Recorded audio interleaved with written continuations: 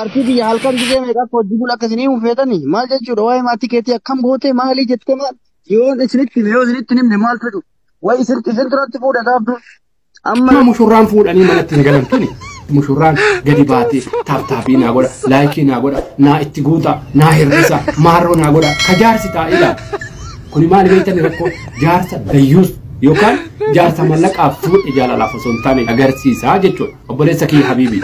dhiirri tokko haadha manaa fedhu hatee fedhu qotee fedhu bocee fedhu kadhatee bulcha malee jaartiin isaa kadhattee ijjitee qullaa uffata furraa baaftee akkana ijjitee isa jiraachiftu ani hin argine habiibi. Yeroo isii argitu akkamsi godhame? Way garuu maaliif hin gizee si arge kanatti haasa'u wallaalee onneen tun akka dibdibneeti shamarree hedduu akkas hin ta'u warra kafraadha shamarree gaafaan arge kamatti xabbasee awwa mukaan kan buusinati shamarree gizee arge kamatti xabbasee bakka nama fillee xabbasee bira kutaa. Dhukkuba. Raawwate milkiin koosiin tolee dhahaan darbatames nan kaasne mogolee. Assalaamu alaikum warahmatullahi wabarakatuh. Harka fuunee shama. Obboleen kiyya waan na dhibe tokko isin gaafachuu yookaan dubbachuu barbaada. Warri nama sodaatan rabbiin dhiistanii hin iyyina. Maal jechuu barbaade as keessatti bultii namaa keessa maa seentan linaan hin jedhina. Waan na dhibe tokko qaba. Kaleessa jaartii reedii ta dura takkaa sooshaal miidiyaa kanarratti argee hin beeku. Takkaan agarrellee. Hogga walii kan garuu argine rakkoon qabu reediin jaartii takka kalee fuudhe mushurraadha waan hin eeyne jaartii tana amma kadhaa fuudhe moo bultii fuudhee jennee fudhannee akkamitti mushurraan osteentee guyyaa lamatti uffata furraa baaftee kadhaaf gadi baate qullaan qullaa 00 0 baadoon baado jechuu malee mee maaltu jira amma tarii haasaa kanarratti iyyuu dandeessanii amma mushurraan fuudhanii manatti hin galantuni mushurraan gadi baatee taaptaabii naa godha laayikii naa godha naa itti guuta naa hir'isa maarroo naa godha ka jaarsi taa'eedha kuni maali beektani rakkoo jaarsa dayyuus yookaan jaarsa mallaqaaf fuudhe jaalalaaf osoo hin taane agarsiisaa jechuudha obboleessa kiyya habiibii dhiirri tokko haadha manaa fedhu hatee fedhu qotee fedhu bocee fedhu kadhatee bulcha malee jaartiin isaa kadhattee ijjitee qullaa uffata furraa baaftee akkana ijjitee isa jiraachiftu ani hin argine habiibi osuma bar jaartii dullatti jaartii qadiimallee taate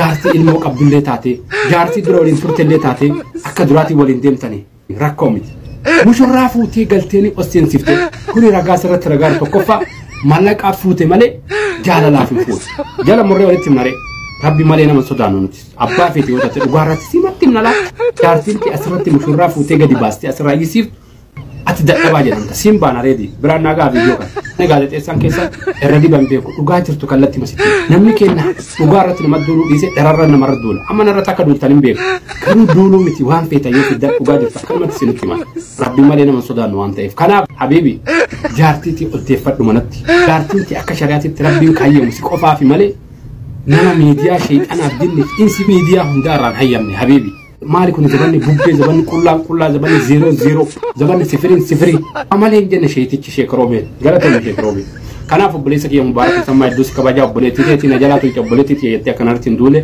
ani dhugaa jirtu dubbadhee dhiifama. Rabbi nama hin qabine osoo mucayyootan argite akkam goote? Si. Wayyu. Asikimet koo haamare akkuma kiyya kanatti koo haamare asikimet. La ilaha illallah.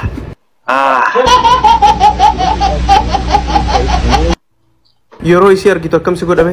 Way garuu maaliif hin gizee si arge kanatti haasa'u wallaalee onneen tun akka dibdibneeti shamarree hedduu akkas hin ta'u warra kafraadha shamarree gaafaan arge kamatti xabbasee awwa mukaan kan buusinati shamarree gizee arge kamatti xabbasee bakka nama fillee xabbasee bira kutaa.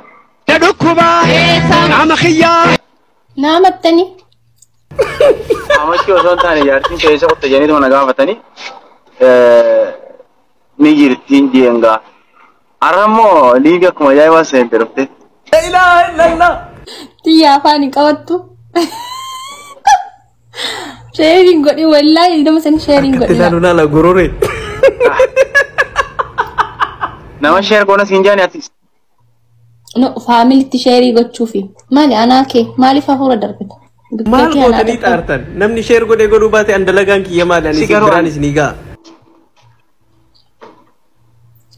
Way garuu maaliif hin gizee si arge kanatti haasa'u wallaalee onneen tun akka dibdibneeti shamarree hedduu akkas hin ta'u warra kafraadha shamarree gaafaan arge kamatti xabbasee awwa mukaan kan buusinati shamarree gizee arge kamatti xabbasee bakka nama fillee xabbasee bira kutaa. Isii wayita argitu. Si garuu labbee tanaan alata asadi jirta habiibi nagaa. osoo janajjan obboleessitti dhufe.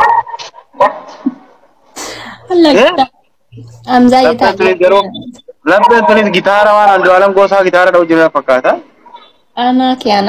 La ilaha illallah. Ay.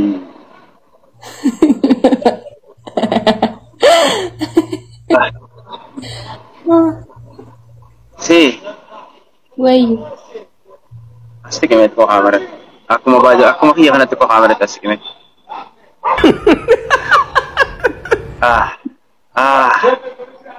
Akkam sitti jedhame Hamza. Kau jee qofun amma ka. La ilaha illallah. Hawun jedhin.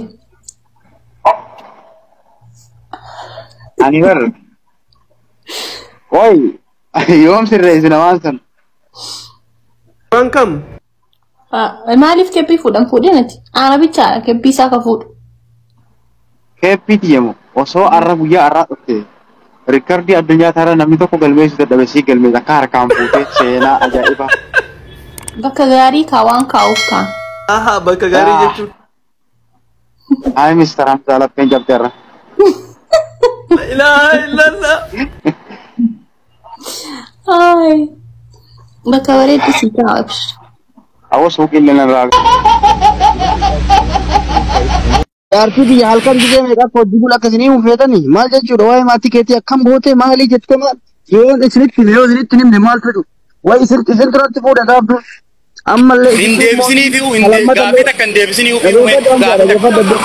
dhageeffadha ani uummata akkamii hojii jira sana jettanii kana waa'ee bultii sirrirraa na gaafatuuf deemtanii bar sirrirratti meeqa ciiftaa meeqa maal gaafiin akkanaa maali maaltu waa'ee bultii xiyyaa keessa singal kana xoofatu jira anatu mallaqa kiyya baasatiniin jiraachifadha malee isin tunaa jiraachisa akkamitti waa'ee bultii xiyyaa sooshaal miidiyaa irra na gaafattan mubaarak illee nan gaafatee waan akkanaa dhugaan hin beekte ati dhimmaatu iyyuu jechuudha inni firaa oolu hin beekti galchite haasofsiiste maa akkana goote hagam akka ati siidhaaf taatu ni beekti ani immootu dhimma piraayiveetii kiyyaa waan miidiyaa irra fidee isiniif asitti afaan banuuf takka hin jiru namni waa takka naa godhu takka hin jiru jechuudha namni natti fuudhu hin jiru namni narraa hiiku hin jiru anta barbaade fuudha ta barbaade hiika namni ilaallatu hin jiru namni yoo danda'e nama gorsa yoo dadhabe immoo dhiiraa jechuudha maali wannummaan isin bultiin ta'e akkamii maa wannoo NGO wayii keessaa guurtanii natti fiddeetanii dhala anatu janajjanatee majjaana kiyya baase maataa tasii ta'a jennee wal gaafannee wal filannee fuudhee malee namni na wajjin janajjanee majjaana naa bitee na wajjin natti fuudhan jiru ta durallee yoo taate tanallee yoo taate jechuudha majjaana kiyyaan janajjane dhabaan kiyyaan janajjane kanaaf dhimma maatii kiyyaa ammas nama takka hin galchu abbaa kiyya hin galchu haadha kiyya hin galchu mubaarak hin galchu niitii wajji jiru iyyuu hin galchu jechuudha naa ta'u wajji jiraat